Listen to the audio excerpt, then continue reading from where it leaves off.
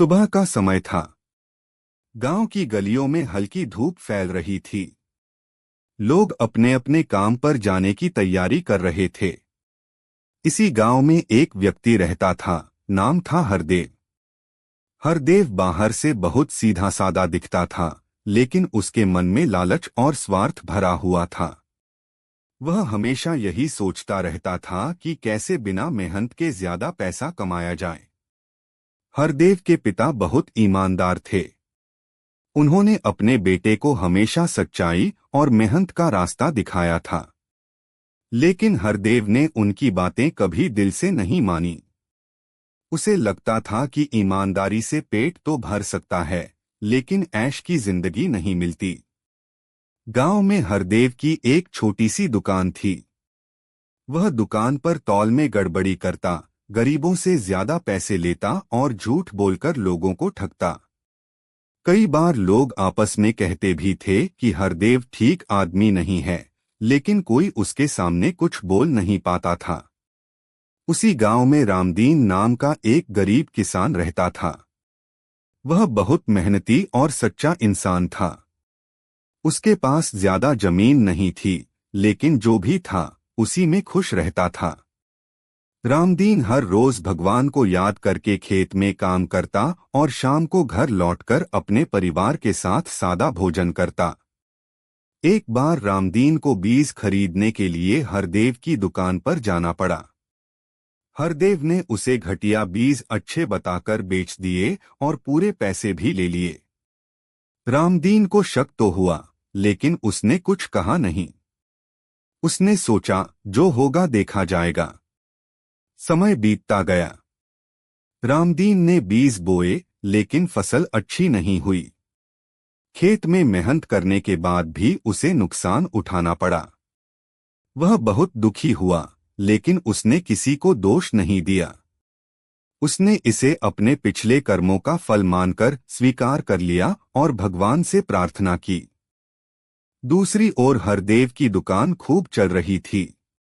उसके पास पैसा बढ़ता जा रहा था। उसने नया घर बनवाया, अच्छे कपड़े पहनने लगा और लोगों को नीचा दिखाने लगा। उसे लगता था कि वह बहुत चालाक है और कभी पकड़ा नहीं जाएगा। लेकिन समय कभी एक जैसा नहीं रहता। एक साल गांव में सूखा पड़ गया। खेतों में फसल नहीं हुई। लोग परेशान हो गए। रामदीन जैसे किसान मुश्किल में पड़ गए, लेकिन फिर भी वह ईमानदारी नहीं छोड़ा। वह दूसरों की मदद करता, जितना हो सके बांटकर खाता। हरदेव ने इस मौके को भी अपने फायदे के लिए इस्तेमाल किया। उसने अनाज जमा कर लिया और बाद में महंगे दामों पर बेचने लगा। गरीब लोग मजबूरी में उससे खरीदते रहे। हरदेव का दिल पत्थर का हो चुका था। एक दिन गांव में एक साधु आए। उन्होंने चौपाल में बैठकर लोगों को समझाया कि मनुष्य जैसा कर्म करता है, वैसा ही फल पाता है।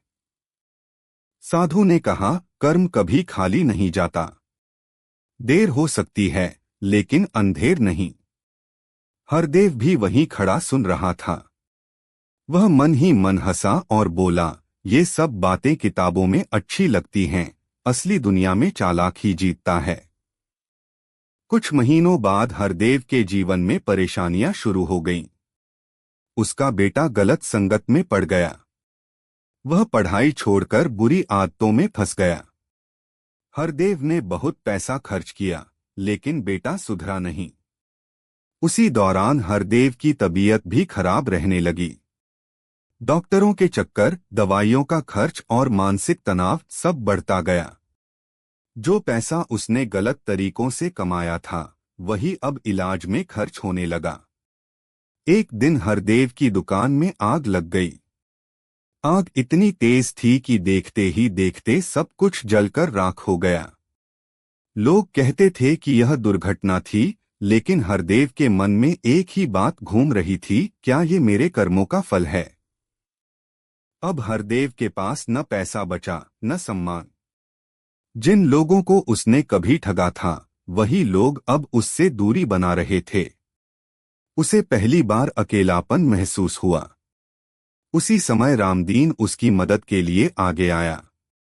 उसने हरदेव से कहा, भाई, जो हो गया सो हो गया। अब अगर मन साफ रखोगे और सही रास्ते पर चलोगे तो सब ठीक हो सकता है। हरदेव की आंखों में आंसू आ गए।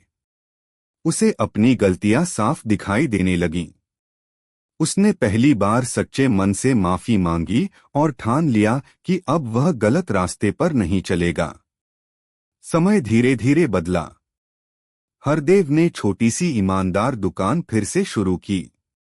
इस बार वह सही तौल करता, सही दाम लेता और सच बोलता। कमाई कम थी, लेकिन मन को सुकून था। रामदीन की मेहनत भी रंग लाई। अगले साल अच्छी बारिश हुई और उसकी फसल खूब हुई। गांव वाले उसकी ईमानदारी की मिसाल देने लगे। हरदेव अब जब भी किसी को गलत रास्ते पर जाते देखता तो यही कहता, भाई, कर्म कभी खाली नहीं जाता। मैंने खुद इसे जीकर देखा है। इस तरह जीवन ने सिखा दिया कि इंसान चाहे जितना चालाक बन जाए, अपने कर्मों से बच नहीं सकता।